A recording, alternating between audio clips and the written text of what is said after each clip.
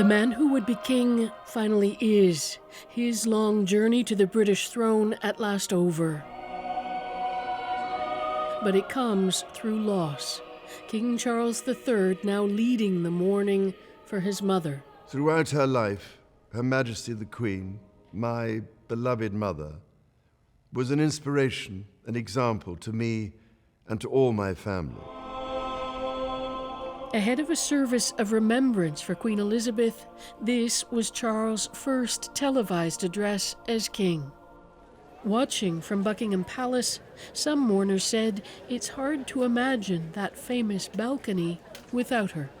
Even the words King Charles is not really making a great deal of sense to us at the moment, really, because we've had the Queen for so long.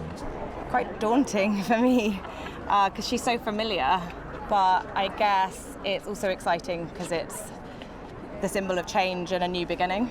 Your Majesty.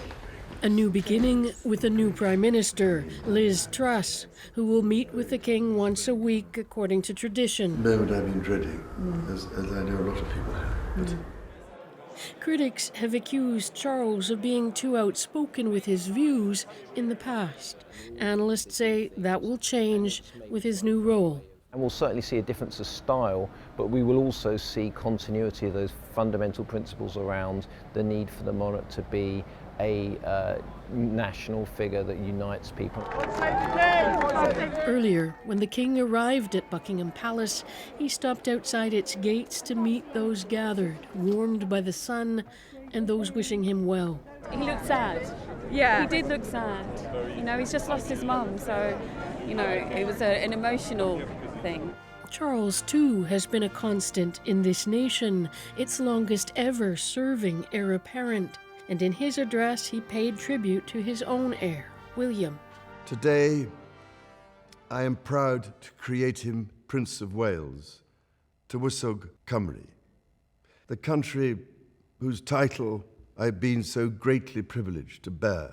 I, Charles, Prince of Wales.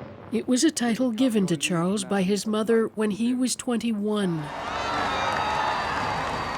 His presence at her side, ever more steadfast over the decades of her reign.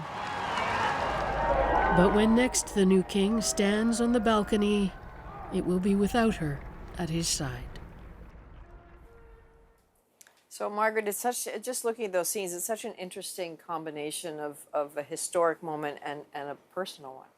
That's right. And I mean, we, of course, have been focusing on what this change signifies for this country, for the Commonwealth, for our own country. But for Charles, it's a very profound personal change as well, even if it's one that he's been preparing for his whole life. And he addressed that very directly today, saying that he knows that the duties that he's taking on are going to change his life and the life of his family. He mentioned things in particular like having to give up some of his favorite charities, work for them, but also saying he knows they will be handed over, their care will be handed over to trusted others.